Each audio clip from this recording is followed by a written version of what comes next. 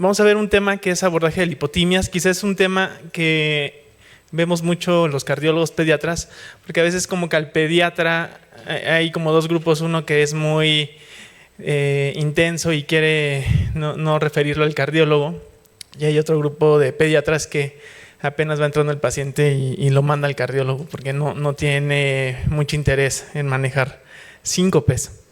Entonces, vamos a empezar con un caso clínico y son de los más comunes. Es un adolescente que viene por un evento de síncope, que es de forma súbita. Refiere que estaba acostada y de pronto en su sueño se le atravesó que tenía que conectar la laptop, que la había dejado desconectada, entonces se levanta súbitamente y se desmaya. Los padres se levantan, ven que dura menos de un minuto el evento, no tiene movimientos anormales y no tiene supraversión de la mirada. Respondió bien a las cachetadas que le metieron y cuando regresa en sí, ella se acuerda de todo perfecto. O sea, ella puede decir, me acordé que no conecté la laptop y después me desmayé. Y el factor relacionado es que estaba en periodo de exámenes. Y ya cuando la revisamos está tomando selfies, está toda muy relajada.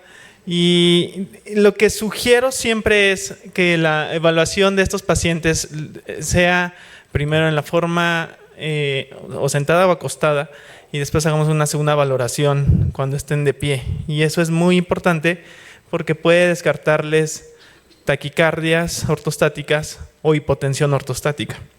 Entonces medimos presión arterial, frecuencia cardíaca, la saturación. Y después le pedimos que se quede 3 minutos de pie.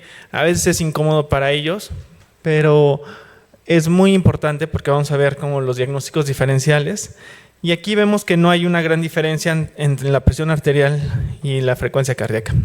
No se modificó tanto, entonces tomamos un electrocardiograma y en el electrocardiograma no observamos ni un solo dato de arritmia. Tenemos que checar que sea un ritmo sinusal, que el QT corregido sea normal y preguntar si tiene antecedentes de cardiopatías o tiene sordera, como irlo enfocando a muerte súbita familiar. Si todo está bien, entonces podemos concluir que es un síncope vasovagal. Le dejamos los ejercicios, incrementamos el agua, la sal y le damos su seguimiento por consulta externa. Y ya, esa es toda la plática.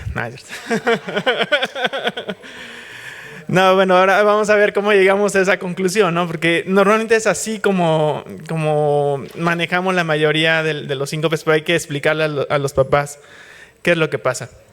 Bueno, la lipotimia es una pérdida de la conciencia y tono postural. Hay pacientes que incluso pueden tener movimientos anormales, pueden convulsionar y no necesariamente tienen algo neurológico, es parte del vasovagal. La diferenciación es que es una forma, es espontáneo y la recuperación es rápida. El presíncope son aquellos adolescentes que no pierden el estado de conciencia, tienen debilidad muscular, se sienten cansados y sienten la necesidad de que alguien les apoye porque tienen miedo de que se vayan a desmayar. ¿Cómo los abordamos? Bueno, el 70% de los casos son como el caso clínico que les puse, es un adolescente que es transitorio y que necesitan solamente agua y sal. Y el 10% está relacionado con problemas cardíacos que son problemas serios. Vamos a ver algunos ejemplos y por eso es la necesidad a veces de algunos pacientes sí referirlos con el cardiólogo. Es más común, es muy común en adolescentes, en mujeres y actualmente vemos muchos casos como de tratar de llamar la atención de los papás y sí hemos visto cuando quitan el celular o les restringen no vayan a la fiesta o les quitan algo que ellas querían, empiezan con mucho síncope. Es un factor muy asociado. Entonces el síncope autonómico, el vasovagal, es el más común. Abarca entre el 60 y el 80% y puede ser también situacional, es decir, pacientes que pueden ir al baño y ahí se desmayan, otros pacientes que están cocinando y por el calor que se produce en la cocina se desmayan, secándose el cabello. Entonces hay muchos factores. Y es muy importante que cada adolescente o cada paciente pueda identificar.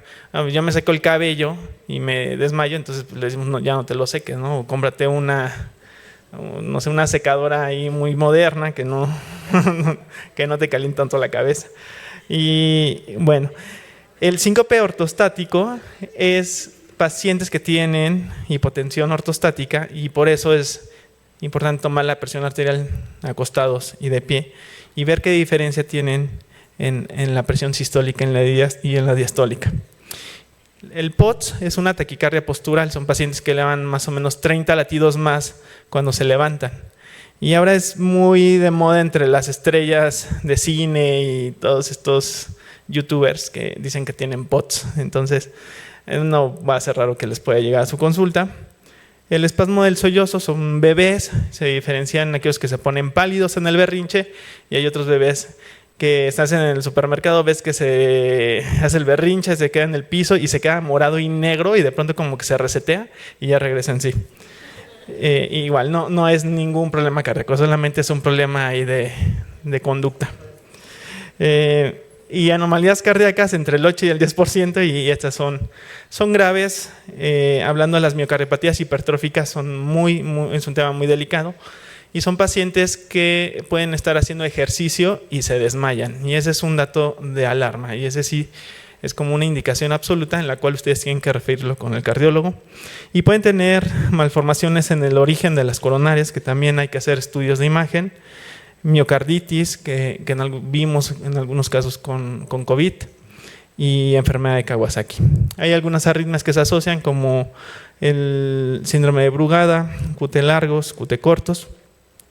Y bueno, en otro rubro están intoxicaciones con el uso de antidepresivos y alcohol, que también es muy difícil a veces en los adolescentes porque el papá quiere estar ahí toda la consulta y cuando le pides dame 2 minutos para hablar con tu hija, pues a veces no quiere, ¿no? Y obviamente un adolescente que conoces de unos minutos no se va a abrir contigo y te va a decir, sí, pues mira, consumo fentanilo, me meto marihuana.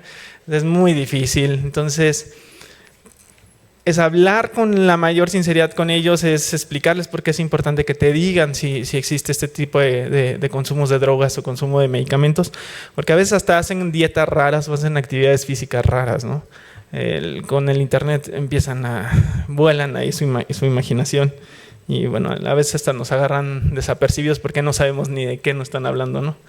Metabólicos, hipoglucemia, alteración hidroelectrolítica y enfermedades endocrinológicas que también se pueden asociar. Y por último, la epilepsia, ¿no? Más o menos es el 5%. Y hay un porcentaje que se calcula entre el 8 y el 17% que no se sabe exactamente a qué se debe ese síncope, pero se pueden controlar en cualquier caso. La fisiopatología y por qué pasa un síncope es algo, yo lo que trato de explicarles a los pacientes y a los familiares es como cuando teníamos nuestras computadoras viejitas que le poníamos abrir PowerPoint, abrir el video de YouTube, abrir Excel y abres como 2000 páginas. De pronto la página se satura, o sea, la máquina se satura y lo que hacía, no sé si ahora las Mac lo hagan, pero se reseteaban. Y entonces es eso lo que pasa en un síncope vasovagal. Hay unos efectos vagales y hay unos efectos simpáticos. Entonces, el organismo intenta tener una respuesta positiva, es decir, una vasoconstricción, y entonces se mete el sistema vagal y empieza a vasodilatar, y uno quiere taquicardizar el corazón y otro quiere bradicardizar el corazón. Y entonces cuando entran en conflicto todos estos sistemas, lo que pasa es la vía final es una hipoperfusión cerebral que es muy transitoria, es de segundos, y eso conlleva a debilidad de los músculos y a pérdida del conocimiento. Una vez que se restablece el sistema con el desmayo, el paciente regresa en sí y no necesita nada ya regresa y retoman sus funciones normales. Los eventos que pueden llevar al síncope vasovagal se explica a través del reflejo de Bessel-Harich, y este reflejo es que gran cantidad de sangre se puede acumular en las piernas cuando estamos, por ejemplo, en posición ortostática o cuando el paciente no hace muy buena fuerza para que exista un retorno de la sangre de las pantorrillas hacia el corazón, y entonces existe una disminución del gasto cardíaco, el corazón empieza a latir con menos volumen, empieza a haber disminución de flujo cerebral y el vago dilata los vasos sanguíneos y hace una bradicardia, y eso conlleva a todo el problema o sea, se conflictúan los dos sistemas y es cuando se presenta el síncope. Bueno, eso es respecto al vasovagal. En el ortostático, ustedes lo van a diagnosticar cuando hacen esta toma de presión arterial acostado, sentado y después levantan al paciente y toman la presión. Si se detecta una caída mayor a 20 milímetros de mercurio en la presión sistólica o mayor a 10 milímetros en presión diastólica, y entonces este paciente tiene un síncope ortostático. En tal caso se va a mejorar mucho con el volumen, con agua y sal también. La taquicardia postural, que es lo que les comentaba hace rato, es cuando un paciente tiene igual cambios de posición y la frecuencia cardíaca se eleva más de 30 latidos por minuto y su frecuencia se mantiene por más de 120 latidos por minuto y no tiene gran variación en la tensión arterial. Entonces, este dibujo me gusta, ¿no? Mientras está sentado no hay problema, pero cuando se levanta empieza a sentir como un poco de mareo y es cuando vemos que tiene taquicardia. De los ejemplos de electrocardiograma, pues bueno, síndrome de Brugada es un ejemplo de ellos, que es una alteración en un canal de sodio y pueden tener esta morfología de B1 a B3 y que es una elevación del segmento ST y bloqueo incompleto de rama derecha. Ellos sí tienen riesgo a muerte súbita. Por eso es importante también el abordaje con un electrocardiograma. Entonces, ¿cómo lo vamos a abordar? Bueno, ¿se desmayó, no se desmayó? ¿Cuánto tiempo duró? ¿Qué es lo que pasó después del desmayo? ¿Qué factores están condicionando que se haya estresado o que haya pasado el evento? Y los antecedentes de heredofamiliares, ¿no? Si alguien en la familia murió joven, murió antes de los 35 años, tuvo un accidente de motocicleta o tuvo sordera. Y bueno, por ejemplo, vemos...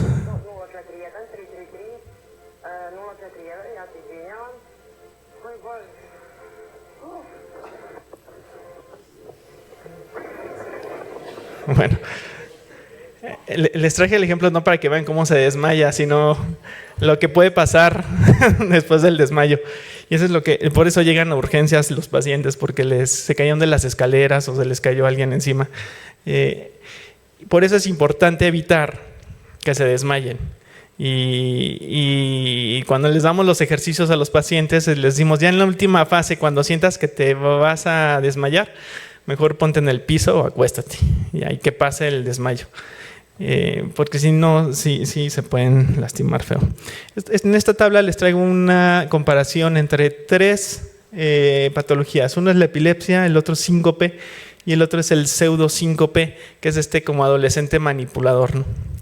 Entonces, en el último son pacientes que inician con hiperventilación, no hay daños físicos, o sea, a pesar de que se desmayan 20 veces, nunca se caen de las escaleras, no les pasa esto, o sea, como que saben muy bien dónde se van a desmayar, no calculan bien el área, que estén seguras, y eso no va a pasar en un síncope o una epilepsia, ¿no? Ahí puede ser en cualquier momento. Y la diferencia es que el que tiene epilepsia tiene una recuperación muy lenta, o sea, tiene un periodo posictal, se sienten cansados. Y en el vasovagal no pasa eso. El vasovagal se recuperan de inmediato, ¿sí? Esta es una tabla sencilla, pero resume básicamente cómo podrían hacer su abordaje. Si el paciente empieza a presentar datos o tiene antecedentes familiares importantes, o fue en ejercicio, o tiene dolor de pecho, refiéranlo con el cardiólogo. Tiene datos de que probablemente es una crisis de epilepsia o tiene algo neurológico o tiene algo focalizado, que se vaya a neurología. La mesa basculante no está, yo soy del grupo de que no recomiendo la mesa basculante a menos que sea un piloto o que sea un adolescente que maneja una grúa y que pone en riesgo como a la sociedad. No la recomendaría porque es un evento muy traumático y cuando yo los meto a mesas basculantes incluso pueden caer en paros, porque pueden llegar a tener frecuencias cardíacas de 0. Y es muy traumático para un adolescente y no les gusta, ¿no? Entonces no tiene caso porque finalmente el tratamiento no va a cambiar. El adolescente que me reportan una mesa basculante que se hipotensa, le voy a dejar agua y sal. O el paciente que tiene frecuencia cardíaca de 0 y lo reanimaron por 2 minutos, le voy a dejar agua y sal. Entonces yo lo reservo más bien para el paciente que, a pesar de que yo ya les inicié terapias y se sigue desmayando, entonces sí podría ser la mesa basculante y buscar como una terapia más particular para ese paciente, ¿no? Entonces el tratamiento es identificar el factor precipitante, obviamente que no haga lo que les produce el síncope. El otro es maniobras de contrapresión. Ahorita les voy a enseñar los ejercicios. Dejamos 2 litros de agua al día y 2 a 4 gramos extras de sal. Y no hay tratamiento, aquí me equivoqué, perdón por la palabra, probado es con B de burro. Y por la FDA, entonces algunos son beta bloqueadores, fluocortisona, inhibidores de la serotonina y la midodrina. Y en algunos casos he visto algunos pacientes que les proponen cardioneuroablación y algunos que les quieren quitar el nervio vago. Entonces yo no sugiero que les hagan como cirugías, ni que le estimulen el cerebro, ni que le pasen imanes, ni nada. Entonces tienen que hacer ejercicio y así se le va a quitar. Estos son los ejercicios de contrapresión. Le pedí a una paciente a los papás que me dieran permiso de fotografiar. El primer ejercicio es que cierren puños, los pongan en el centro y con sus piernas empiezan a hacer este movimiento. Eso ayuda mucho a que regrese la sangre de las pantorrillas al corazón. El segundo es que cuando estén sentadas, por favor, crucen las piernas. El tercero es mano a mano y jalamos. Este ayuda muchísimo también a evitar que nos mareemos. El otro ejercicio es que se pongan en posición de cuclillas. Este es el de las pantorrillas. Este también es otro ejercicio, cierran los puños y cruzan la pierna. También les ayuda mucho. Y por último, si sienten que ya se va a desmayar, entonces que se acuesten. En México hay unas gomas de sal que normalmente les recomiendo. Aquí en Costa Rica no sé exactamente qué medicamento pueden hacer, pero algunos laboratorios incluso pueden hacerles gomas especiales con los aportes de sal. Y si no, pues que tomen agua mineral, que coman los plátanos, que son buenísimos con chile. Bueno, es que no hay tanto chile aquí, pero nosotros les ponemos como salsa botanera todo, y eso, o cacahuates con sal.